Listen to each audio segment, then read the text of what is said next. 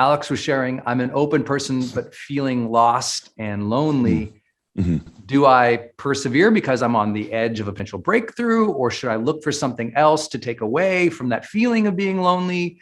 I think a lot of people in the last year or two, really that sense of fulfillment and meaning when you don't have support or you don't have others around you, or your relationships are superficial, can be really struggling, especially these last couple of years with isolation involved in that too. What would you recommend there? It's always an interesting thing is I say perspective precedes enlightenment. And so sometimes perspective comes from other people. We try to sit down and seek it and find it ourselves. And my brain sometimes cannot see that thing. And the word you said is lonely. Lonely means no other person. And so the hard part for all of us is when we feel that way, we don't want to burden somebody else with our loneliness. When the reality is people want to come around and hang out with you. And it may not be the superficial friends. It may not be the people you want. We may have to go and find the communities and people that are at the level we want to be around. The fearful thing is I can't have somebody in this capacity and this capacity have the same space. So I'm here in this relationship. And although I don't love it, the thought of not having that scares me because two things. One, I may not feel worthy to be in this person's circle. So if I leave this and I can't go there, I'm alone. I don't want to do that. So I attach and stay with people that are not healthy for me. But the reality is, it's just as scary as it is to let go of somebody. It's about as scary to go seek new people. But that's what you have to go do. You have to find ways to approach these people with hearts. And the funny thing is this thought that you're burdening them and then I can accept you. I have never been in a circle of the right people that have ever not accepted me.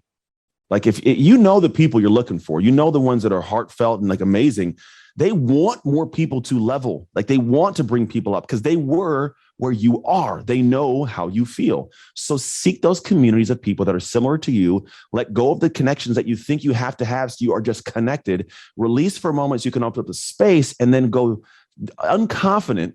Go seek the connection in those areas. Spend time in the communities. And the biggest thing is if you can just engage in a community of people, that's all people want. They're phenomenal groups. This GrowthDay is huge, right?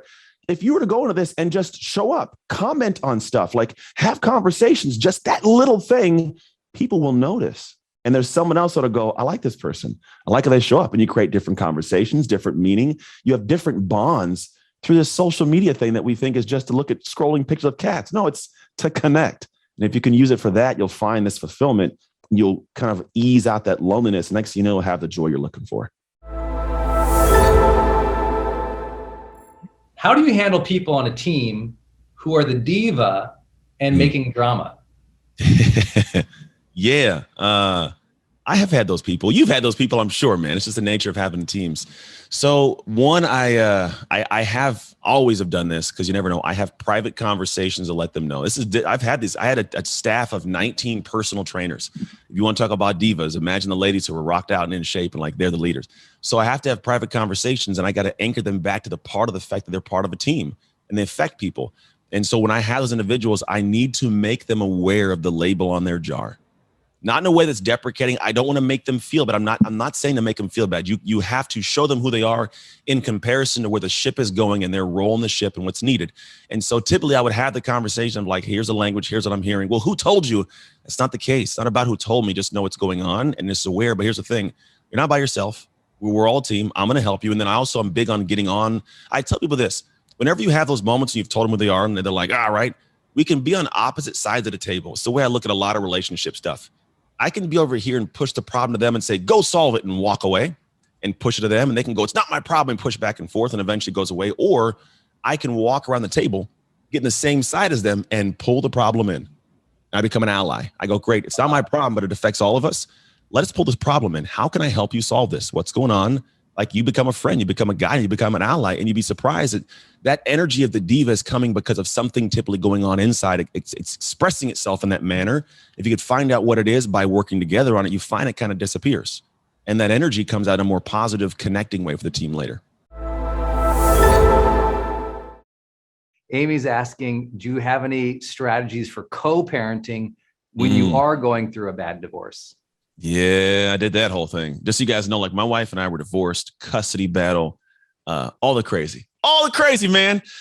Here's what we did have as a thing though. We understood that we actually talked on the same page about what do we want for the kids. Like outside of us, what do we want for the kids? We're like, we want them to be stable in the same school. So great. What does that look like? Because if I can put up on a pedestal what we both agree are the things best for the kids, I can hold the parent to doing the thing that's best for the kid. So what I mean by that is like, we don't want to have them changing schools because we decide to move or go somewhere. So no matter where we move, we kept in mind they're going to stay at the same school. So for 3 years while we were separate, I moved a couple times, but I still made sure I made the drive and I kept that in mind to drive them when they had to go. Right. Other part is I told my ex at the time, I was like, look, I don't want my kids in any way, shape or form to dislike you because of what you did to me. So I made sure I told her, I was like, I would hopefully on the other side don't do the same. I was like, I'm not going to talk negatively about you. I'm not going to say bad things. There's no need, because what you did to me and how we had this, it's not a thing the kids have to deal with. And I don't want them to have this trauma or feel like they have to pick one or the other, because it's going to be an issue for them. It's like a movie. It's like movies. It's all in the movies because it's real life, right? So that was a big thing, is having a conversation of like, please don't think I'm going to say negative things, because it's not going to happen. I want our kids to be raised happy and healthy. That was one big piece. And the other one was, whenever I'm doing things that have to do with me, like switching off with you, I'm not going to try to use the kids as a tool against you. Now, the reason I'm saying I told her these things is because I think people reciprocate. Not always. There's moments in time when she gets, and then she does things. But I always would like to hold to my line of saying, look, I'm not going to use the kids. I'm not going to drop the kids off late and we got to go somewhere just because I know it's going to mess up your time frame and your new boyfriend going somewhere, right? I'm not going to do those things because I realize it's going to be something that comes back to me. And so I would explain that in advance, because like my twins, I always tell them like, hey, stop being mean to your sister, because you're going to need something from her at some point in time and she's not going to do it. And it happened like an hour later, like, hey, can I get the math book? No, you wouldn't let me play on a computer. And like, see, there you go. Right. So the thing is I purposely would do things the right way because I told her I knew it would come back to me. So do know that I'm going to do what's right all the time. I'm going to make sure I'm on time because I don't want to come back to me in a negative way. These are little nuances for co-parenting, but I think a lot of it comes with, can you guys anchor as an actual clear conversation? What are we trying to do to be best for the kids? And when it comes to moments where I don't want to do that, I can then poke and hold and say, look, I don't need this for me. I'm not asking for me, but Bobby or Tina, whatever. I can't think of a name right now. She needs this. It's a weird name, right? She needs this. So can you please do this for her or for him? That becomes a different conversation than asking for it for you when they don't like you. How do you move forward when your spouse isn't growing? This one. Man, this one, you guys are asking real this questions. one. We all know this one. Everyone has at some point, because, and listen, it's not a judgmental thing, because everyone has their seasons or their moments when change becomes more important or advancement becomes more important. We all have up health years, down health years. As you heard, even American Ninja Warrior here, he had a time when his health was not optimized too. So there's no judgment to this. And I always want to bring that up, because when people ask about their spouses, everyone gets so defensive or accusatory or blaming or almost like defensive. And it's like, hey, this is okay. Everybody here is on a different growth path. And once you can recognize that might be true for your spouse too, that's really powerful. And so I know, Anthony, you've dealt with that as well. So what would you suggest here? Yeah. So, we went through this hard. When I first came across Brennon's work, I was going into it and we were, early, I'm in my late 20s. So like I was in the space to get her to get it. And my wife was not in the space. And we divorced. It was that long ago? It was that long ago. Yeah, bro. It's been a while. Wow. Yeah. We're talking like 7-8 years. Yeah. Wow. We're early 30s. I'm not as old as people think I am, man. Come on now. Anyways. I know, but I can't believe that we've been buddies for 7 or 8 years. It just like, time zips by. So here's what I'll tell you. When my relationship got to this point, I was trying to give her books and do these things and read this thing. And there's this inherent natural, like if you tug a dog's leash, what does a dog do? It pulls away. It's an animalistic instinct that when I'm trying to force you somewhere, it's a natural opposite reaction. And so I was trying to get my wife to grow. I wanted to lead her. And there's two parts of this answer that's going to be helpful. The first thing was in a situation of conversation, whenever I wanted more for her than she wanted for herself, it caused disdain. Ooh. You cannot want more for someone than they want for themselves. Because at that point, they feel like you're judging. They feel like that they're not good enough. They're not adequate. And so it leads to a different space of how they view the conversation. Wow. So I knew what I wanted for me, but I was trying to get her to want more. And that was a problem. So I walked away a little bit and didn't. The other part I did was I realized that for me, the goal is to plant seeds, but I might not be the one to water them. So when I would go into the space and I would talk about something, I'd plant a seed. And the problem is I'd plant the seed and try to want for it and run and water it. And then it was never her crop. It was my crop growing on her land. She wasn't taking care of it, right? So I need to step back and go, okay, I'm going to plant some seeds or tell her to plant the seeds and I'm going to walk away. And the weird part, one of the things that got us to a point of remarrying was because there's a certain level where I was a guy that I would go to church with the kids and she'd always not go to church. It wasn't her thing. And I always go to church and I wanted to make her go. And if it's me doing it, she's not invested in it because people protect what they create. She wasn't creating it. I was trying to force it. When we got divorced and went our own different ways, there's a point in time where she finally came to faith in a certain way. Her brother gave her a book and it was her thing. She knew it was the thing I wanted, but it was her thing. So what happened is the seed got planted. I didn't water it. Joyce Myers watered it. And then she grew that amazing crop. And so relationship when a person's not growing, I found one, don't want for them, right? You go do you, build you, create you, plant a seed, and then go water your own crop. Go take care of your crop. Be an amazing example, be an amazing supporter, celebrate them. Because at a certain point, when people feel like you're giving them a lot, there's almost an inherent desire to reciprocate. So what I started doing is showing up as a different guy because I was growing, doing the work, and there's this natural, like, how is this guy such a good dude? Like, and then the more she asked questions, then I tell her where to go and she'd go. And so it built up. And so when I talk to people about spouses, because it's a conversation I do have often, the idea is like, you got to find a way to give her the information or give him the information, plant that seed. You can't talk about what they should be doing, what you want for their life because it feels less than. Just go do you and serve their needs because they have needs. And here's the one part, people go, what I'm serving, I'm not getting anything back. Well, whenever you weren't grown, did you have anything to give? Like whenever I wasn't fulfilled and I was trying to, before my growth path, did you have anything to give? And it's like, well, no, well then you're asked them to wring drips out of a dry lemon. You got to help fill them up. And when you fill them up, they'll have something to give. And since you're growing your own growth, you'll have enough to keep giving. So serve and then it'll actually come back. So you have to give to get in those relationships. How do you discern and follow your focused dream? I think a lot of people really struggle with that. They're like, I don't know what my thing is, whether it's their purpose or their dream or where to focus. How do you suggest them finding that?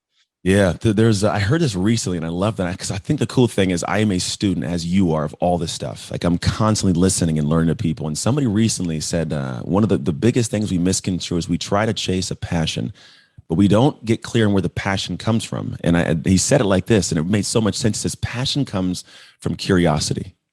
Mm-hmm. If I'm curious and I go and seek and I sample stuff, I'm like, oh, that's interesting. And it sparks this newness and I go chase it. And I think what a lot of us are trying to do is like, what should be the passion I chase? And it's like, I go like, what are you curious? When you get up and then your brain is not functioning, what I should do, what do you drift towards besides social media, by the way?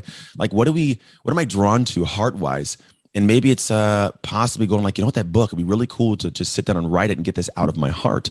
Or maybe I really have messages to share on social. So I'm gonna do a live stream. I'm gonna do a podcast. Or you know what, maybe I really want to anchor down and have a great relationship with my kid. I missed that connection I had when they were growing up.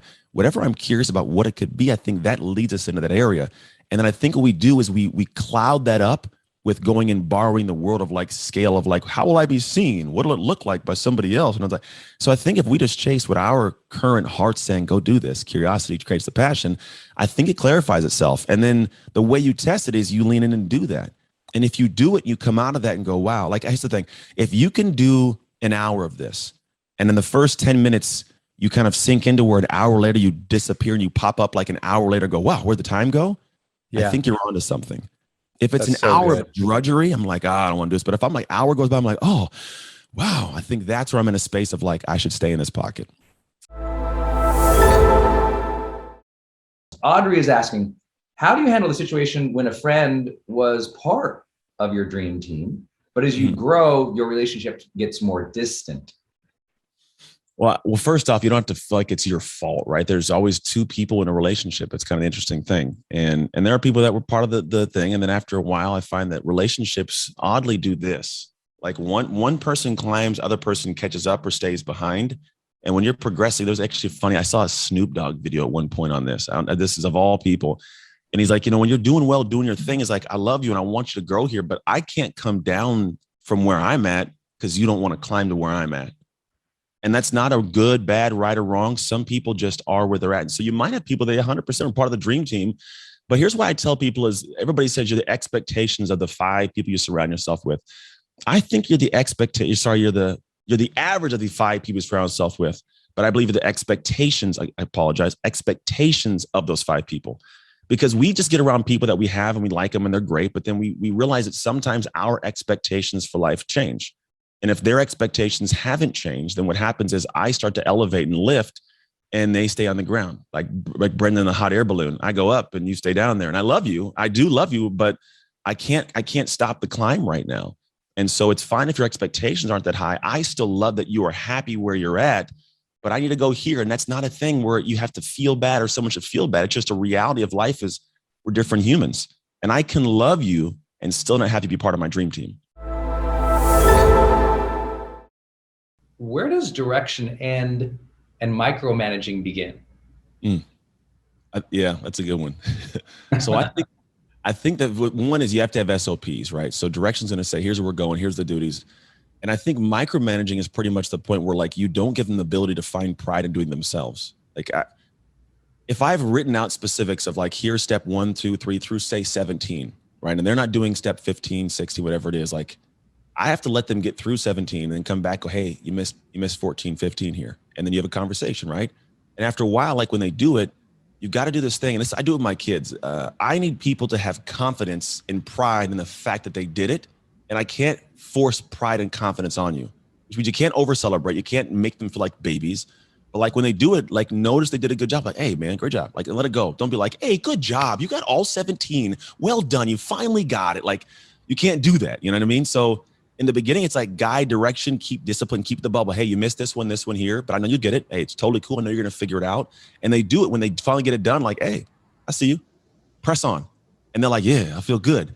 And they keep doing it. And now the thing is, they like that. They feel good about that. And if you did it in a different way of like, oh, well done, all 17, you're a winner today. Like that's just, it's too much and it's too odd. So I think micromanaging goes in a space of if you haven't made it clear of what the actual steps through the SOPs are, then what happens is you kind of have to micromanage because it's not written down. They're going to forget it every time. So first thing for you, put it on paper and then coach to the paper. Here's the steps. Here's the system. Do this. If they don't do it and they can't figure it out, then it's a different conversation. It's not micromanaging. It's like, that's not the person to have on the team. Different kind of structure there. But I think that's where the micromanaging, it becomes less necessary when you have people who are part of the team who feel like they're getting their pride from accomplishing their task and making everything move smooth. Frenchie's asking, I know you said in friendships that you don't keep score, but what if you have someone in your circle who does? Oh, that's such a good question. Great one. I don't even know if I have a definitive. I'm going to go off whatever my source is telling me in the back of my brain right now. When you have someone that's keeping score, tell them that you see them keeping score. You don't like it because it causes anxiety. And then if it's going to keep going this way, like we can't do this. Like I can't have you in my life creating anxiety. That's like a real person. You got to be like, look, if you're doing this, you can't be around me like this. Like there are people that I have cut off in life because they're just odd things. And why did this? And you did this and I did this. And I'm like, okay. And I just don't talk to them anymore. I don't say much. I just don't respond to messages, or if they do, I'm like, thumbs up. And they feel like, he used to connect a lot. Now he doesn't. There's something off. Now, if at some point they come in and ask, hey, what's going on? I'll clearly tell them. I'm very transparent. I'm communicative, probably over communicative, but I will tell you. And so what ends up happening is now I'm in this conversation, but you've got to say something about what you see, because if not, whatever you don't address will persist, and that becomes your issue because you didn't want to fix it. Ooh, I love it. You know what I love about that, buddy, is that I think, and I hope it inspires people to know you don't have to keep around bad friends who keep score or make you feel terrible. And I think people do that because they're mortified they'll not make new friends. Yeah. And what I've always found is in the wake of old friends departing, new friends become available. And I think that's so incredibly important. I know a younger part of my life is like, oh my gosh, I have this one friend, but we were like mountain biking friends together. And I thought, gosh, I don't really love this person in my life, but we do this one activity together. And then I won't have someone to go mountain biking at that level. And I thought one day, that's a dumb thing. Because, I bet there's other humans who mountain bike too. I didn't find the 1 out of 7 billion. And I know that's so simplistic, but if you're really stuck on this idea that you can't, end or limit the attention into a friendship, it's usually because you're fearful you won't find something better. True. And I think it's really important, especially in a place where someone's keeping score too much. You do what Anthony's talking about, which is, hey, really clearly communicate that. Like, hey, I don't like this. This can't be the way our friendship goes. And if you keep doing it, we just can't keep hanging out. And being really direct about that, because everyone watching this, I want to let you know, you deserve an incredible quality of the friendship circle in your life. Like incredible, not okay, really incredible. And when you have that, your heart is just full. It's a very different experience of life. And 100%. I don't care if that's 3 people, 10 people, 30 people, 100 people, whatever it ends up being for you, it's a different game-changing experience. Yeah. How are you? Hi, very good. Hey, Anthony. My name is Gisa. Hi. Gisa. So thank you so much. It was amazing. So I started doing Mayweather's boxing. They opened up here since March. So I've been doing March, April, May, and I love it. So I just wanted to know how can I optimize it so I can burn the same amount of calories at halftime. Yeah. So weights, with what you're doing already, because you guys are doing, like my son does boxing stuff. It's fast paced, but it's not a lot of resistance outside of essentially the punching of the bags or body weight. And so what you can do is you can add weights that'll help you. Like core's going to be big, squats going to be big to stay in your kind of your toes. Shoulders going to be good areas to train. And the idea is if you lift weights, it'll actually help you build the lean muscle mass, which will help you burn fat at rest, right? But it also is going to force you to do things that are hard workouts that still burn calories, and then the recovery will make you stronger so you can do more in your boxing workouts and in the weights later on. Now, most people go, I don't want to get bulky like a man. Let's just put it this way. There are men who've been lifting weights for 20 years who aren't bulky. And they have testosterone. Ladies, you guys don't have testosterone. So the ability for you to get bulky, like you'd have to put something else in your body that wouldn't be passed by the Olympic committee, we'll call it. And you don't want to do that anyways. So lifting of weights is great. It's also good for bone density and actual like stability of core and body. So when like you slip and fall, you don't get hurt because you have strength, right? But it also helps with bone density. So as we get older, we're not going to worry about slipping and falling and breaking a hip, which can be very detrimental to our health. So those are great reasons to lift weights. And all I would say for you is like, don't go in there and try to be Arnold Schwarzenegger. You can do what's called compound movements, which are great. Like, if you see the ladies on Instagram, they'll do a lunge with a kettlebell, do a lunge, step up, deadlift, press up in the air. Like there's a compound multi-joint movements. Those are great. It's called functional strength. TRX is a great tool to get because it allows you to do some full kinetic chain, they call it, hand to feet movement. But stuff like that is great, great ways to use your muscles to get a higher calorie burn in a lower amount of time that still aids what you're currently doing in boxing. So do you suggest to do it before or after the 45-minute workout? Yeah, that's going to be one of those questions that is really dependent upon how you feel. Says everybody's different. And here's the truth. Your body will adapt whatever you force it to do. So there were times like when I hated eating before practice when I was in the NFL. So some teams that have like meals like hours before. With the Steelers, they forced us to eat the hour before practice because they wanted us to be able to play on a full stomach. Logically, you're like, that would make sense. After a while, we got used to it. The body will adapt what you force it to do. So I would say, but no matter what, it's going to suck because either the second workout will suck to do regardless, but it won't suck forever. So if you lift weights first, go box, the first couple of weeks is going to be hard. After a while, it's normalcy now, right? Or if you box first, lift afterwards, the first couple of weeks is going to be hard, but after a while, body adapts to it. If you can give yourself the right nutrients and then stay in that pocket for a couple of weeks, you'll catch up. You'll be just fine. And just a follow-up question, because the eating, some people say to eat right after, and some people said don't eat right after. So yeah, there's a lot of stuff around that. To be quite honest, you can do what's called peri-nutrition, eating during. I mean, there's a lot out there, right? Here's what I will say. The body, if you've done like weight training sessions, about that 30 to 45 minute window afterwards, the body's needing to recover pretty quick. You'll feel fatigue, you'll feel drained. It's good to get like nutrients in. Water's big, vitamins, fruit's good, but you do want to get some protein in because what happens, our body can start to like cannibalize. It'll start to eat itself, and it won't happen like that. But the idea is like you want to have something in when the body's like, hey, I need nutrients to recover right now. Because if I get a cut, blood goes to that area right now and a scab starts building. The body's healing right now, right?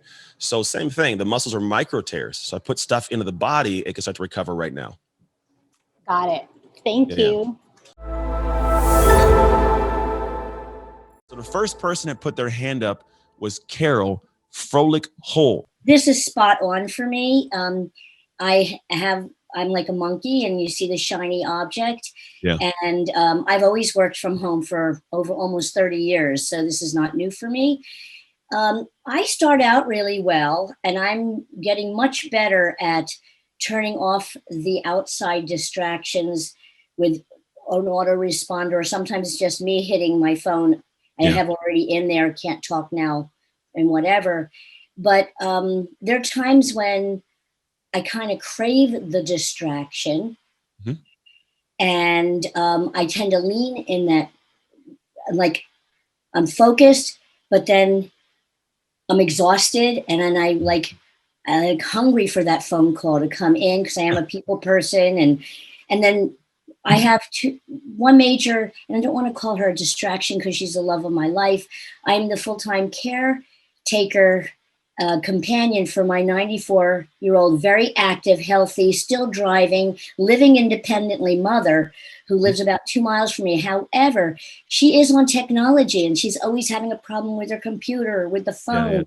And I'm the one she calls, and I'm getting much better at, if it's not an emergency, can we do this at another time? However, because she is my mother, or when it's my adult children, you know, those people it's hard for me to turn off from them right at that time. Do you have any suggestions around 100%. that? I do. I have a wife, and she sounds like your mother. So this is one of those individual things, and this is great. So a couple of things that I found. There are times my wife isn't awake, and I am. My wife is a night owl. She'll stay up till 1, 2 in the morning. She doesn't like to get up until like 9 or 10. I'm up at 5:30 every day. I get a good solid 3-4 hours to work on the things I got to work on. However, when she gets up, I actually like spending time with her in the morning. I'm in a good mood. She's in a good mood. And so I get to spend time, like literally we take the kids to school. They get up at 7. I do some work till they're ready to go. 7:50, I get out of the house. I'm back by about 8:15. We hang out for between 30 to 45 minutes. Then I get into my day. And I rock and roll, but I've also already got stuff done well before that. So in that window of time, oh, go ahead. You got your thing. Mine is different. My mother doesn't live with me. And her time, no, she lives about 2 miles from me, and her time is not my time, her schedule of getting up, you know, she's having breakfast when we're having lunch. And so it can be very erratic. And I have gotten much better at not reacting to her reaction to something. And first thing I've learned to say is it urgent? And she knows I'm building my kingdom now. So she respects that. She's my biggest hero. So I don't have that availability, but what I'm hearing from you is for me to be able to say, Mom, this is a block of time that I am free. If you're free, that's a good way. That conversation. That's definitely a good way to do it. Yeah. And the thing is, on top of that, even so, it's like if you're, you know, say her lunchtime is that time, you actually do have that window. And because she's not there, you kind of could probably give you an idea somewhat of when she might be awake. So you work at home knowing the phone call probably isn't going to come in during this time frame. It could be 5 a.m. You may have to adjust to build, right? Make that small sacrifice. And it may mean you have to get up a little bit earlier, adjust the clock. But if you know, like, hey, Mom's not calling usually until like 11 o'clock. All right, I'm going to get up and get really good focused work done in this window. Now, my brain's like yours. I do have windows built in of like buffer and breathe work. I got to get up and walk around, because if I don't, then my brain, it's more taxing to try and think about having to think, right? So I want to get up, go around, walk outside, go do stuff, and shoot. I'll literally go in the backyard and shoot hoops by myself. I'll just do things because my brain's off. Come back, I'm dialed in again, right? But you do it first. I think you should find that time when Mom's not awake, work at that time. When she is awake, have some time with her. Give yourself the gift of spending time, guilt-free time. And then from there, hang out and say, hey, Mom, I'm going to go do some work. I'm going to be able in about 2 hours. Give me 2 hours to work. And then there's a part 2 to this. I'm really quick, and I'm sure. We got to do real quick. Yeah. All right. Technology issues. You're doing it. You're feeling focused, and all of a sudden, the computer isn't working right, or that software isn't working right, or the phone isn't working right, and you have a technology glitch. It happens all the time. That's sucker. Yeah, that's no fun. So what I would do is I would choose the things that are more reliable, right? If you know Zoom works, like I wouldn't test a whole bunch of new stuff. And then also you make it to a point where like you choose to do things that like if it's a consistent thing in an area, like not even use digital stuff. Like if it's writing, I'm gonna write on a piece of paper. There's actually something called a rocket book. You can write on a piece of paper, take a screenshot, it'll pop in the notes. Then there's not a matter of having to do much besides just, I gotta take a picture, pop it over, right? It does, it happens. Technology isn't always the funnest, but What's it called? it's called Rocket Book. Okay. And then also you can hire someone that's a tech person. So if you're like, hey, can I have you as like when I need you, kind of reach out real quick and have you do some tech stuff, reach out to someone. I have a guy on my team, Andrew, who does that. When things don't want to work and I don't want to fix them, he does because he gets money for it. So that's how it works. Thank you. Andrew Schubauer, how are you doing? You're out there getting a run in the woods, my man. That's right. I'm doing good. How are you? I'm doing very well, man. I wish I was out hanging with you right now. My allergies might pick up, but so far I'm good. Fair enough. So my question to you is actually, I love your resilience. I think it's so important. You know, being strong is great, but being resilient is way better. But my question is, when you're going through your process, being resilient, showing up consistently, what do you have to say to people when, in relation to authenticity, like what happened if you were doing your 90 second videos and you got to like day 200, and you just felt like this isn't right for me. And you went through the work. It's not fear. It's not, anything like that. It's not any specific barrier or unhealthy barrier, but you just find out maybe this isn't right for me. Like at what point do you make that decision? So I think there's two things. Maybe change. Yeah. So there's two things I look at here. Whenever I find that I question if it's right for me, I then immediately go, well, why was I doing it in the first place? Because right and wrong is relative to the place I'm going is the first thing you got to think about. I don't think people think about it. They just do something and they grab habits and do things because so-and-so said I should. And I saw somebody else. So you'll notice when I told you about the videos, I wanted to be able to speak in fluid thought with ums and ahs not be an issue. So whether or not somebody watched did not determine whether it was good or bad. Now, if I'd started that with the goal of having a bunch of views, it would have maybe looked like it was bad. You see what I'm saying? So you got to anchor and say, what is the reason I am starting this in the first place, right? Then what you said, which was good, is if I'm getting to that point of like, I don't know if I want to do this anymore, I would ask myself in the moments, like, is that my moment of feeling this? Is this because it's hard or because genuinely I'm not connected to the heart of it anymore? And that's a personal thing because there are things that I'll realize it's just hard, but I want to do it. But then there's things I realize like, you know what? I'm not connected to it. For example, I don't do nightly 90s anymore. I did 1,333 straight days. 333 is a specific special number to my life. But here's what I realized. It wasn't as hard anymore. It was still difficult and, I was still doing it, but it didn't speak to my heart anymore. I'd kind of got what I wanted out of it. And my heart wasn't like, I wasn't lit up doing it. I didn't enjoy what was going on in the background, whatever it was. It wasn't bad. It wasn't hurting anybody's life. And some people were sad that I stopped doing them, to be quite honest, but it didn't speak to my heart. And so at that moment, I was like, you know what, if it's not talking to my heart anymore, I'm not going to keep doing it because what it does, it builds resentment for what I'm doing. And it builds a little bit of a pain to do it. And now I'm not having the energy I want inside to serve how I want. So first thing is figure out if it's going the place you want. And then that's what determines right or wrong. And then two, check the heart or if it's hard. Cool. Thank you so much. I knew there was a reason I wanted to ask you that question. Hey, man. Awesome. I'll see. Hey, now you know, got a little answer. There you go. My man, John, how are you? Thank you so much for another fantastic session.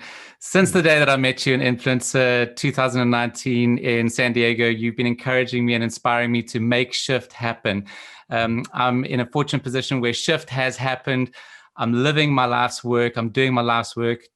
I do still have goals on the cards to create the online course, to write the book, and also be a great father. So I'm serving these amazing clients around the world. I want to be a great dad. And I've got these, not conflicting priorities, but just loads of priorities. So share a little bit on priorities, on juggling, on serving as the highest and best version of yourself in all of these different areas. Yeah. So just so you guys know, I have 3 kids. I have a 16-year-old who just got his driver's license, which is a very weird dynamic. I got 11-year-old twins.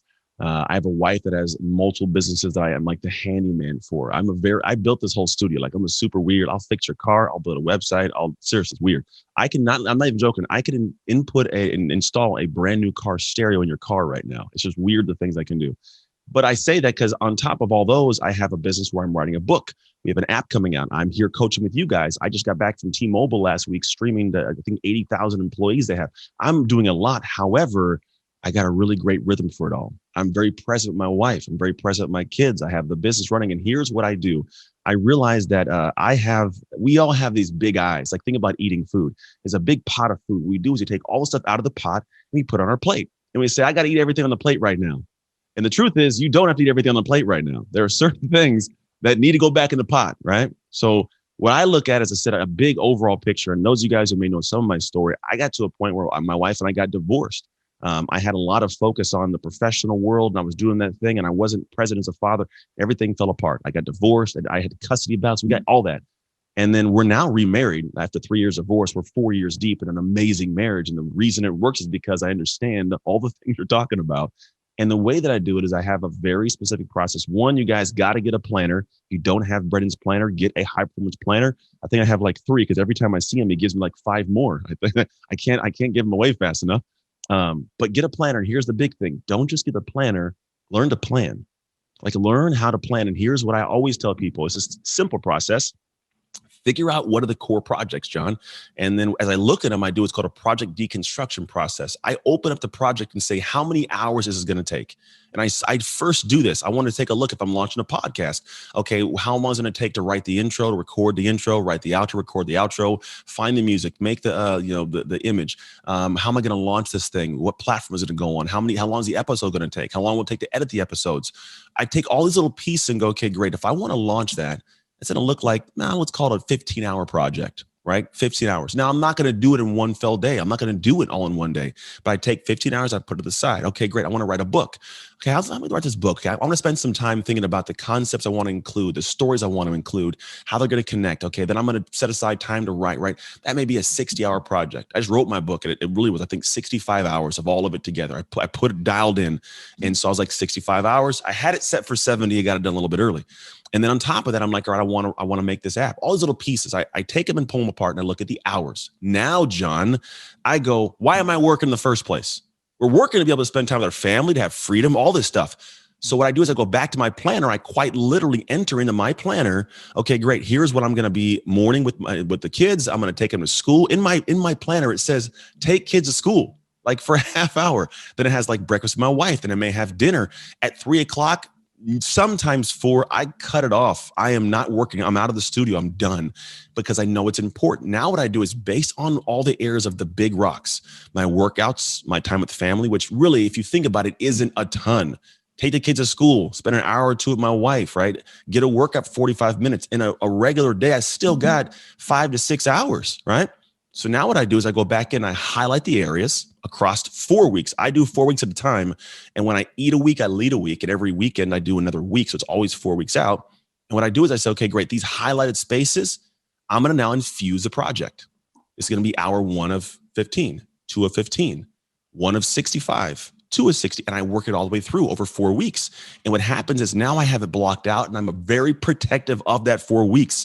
There are very few people I let enter into that space of when I've got planned out. If you go to my calendar now, like, you can't book me for like 4 weeks because it's blocked out. I won't let you come in because I got to keep this vision. I got to say yes to what I've already said yes to. Because if I say yes to your new thing, I'm saying no to what I already said yes to. Right. So I keep this big boundary. But now what happens is, here's the beautiful part, people. When I get to the point of now I'm working in my day, I'm breathing through the day, I call it. I'm breathing, not breezing, I'm breathing. I'm able to keep my breath. I stay under control and I move. And here's the key piece. When I'm working on project A, let's say I'm working on the book. If I'm working on the book right now, because I know when the book's going to get done, for the most part, I know when every other project is going to get done. I'm not on the book thinking about the app, thinking about the coaching program, thinking about the kid. I'm not thinking about anything else. So I can stay hyper focused, and man, I get way more done in less time. Because I can be focused, because I have presence and I have a confidence in knowing everything is where it's supposed to be. Even better, when I shut it down at 3 o'clock, I can be with my family. My coach in college said, be where you are when you are.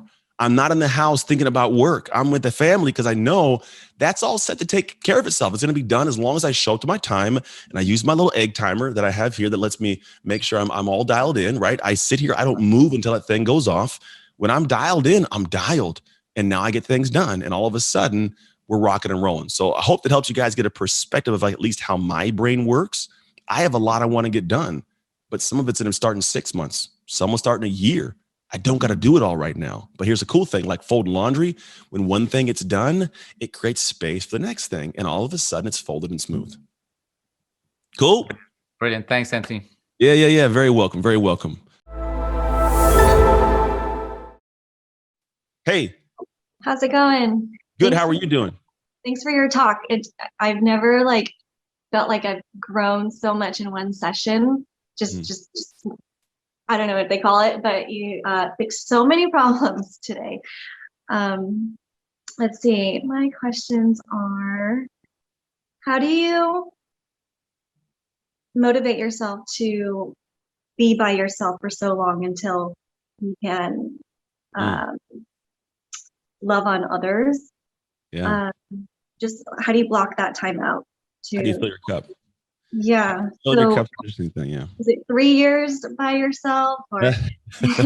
I don't know if there's a specific time frame first, which should be a good thing for all you guys to know. There's not a bubble of time. Here's what I look at. Love is an interesting thing. It's an emotion. Emotions happen in the back end of actions.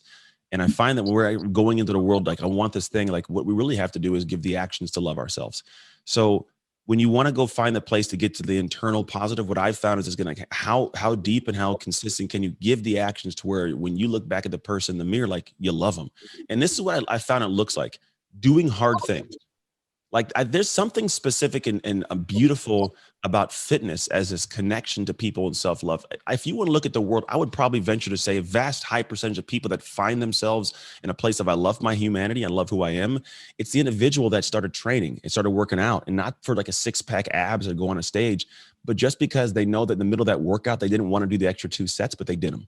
Right. I didn't want to go to the extra mile, but I did. I wanted to quit at 30 seconds, but I got to a minute. Right. And it sounds arbitrary. It sounds very simple. But when you get done and you look in that mirror, like, I don't care if you might have lost no weight. You like that person more because that person, like you invested as an action into them, and you get this response and feeling of love. Think of it like this. I have kids. A lot of us have kids. When my kid comes out, all they do is poop and cry and eat. They make my life a living hell. It's horrible. My best friend hasn't slept in a year because he has a new baby. And I'm like, how do you have this love for it? Well, because he's giving the actions of love. And if you give the actions of love, you receive the emotion, even if the other entity isn't actually giving it just yet.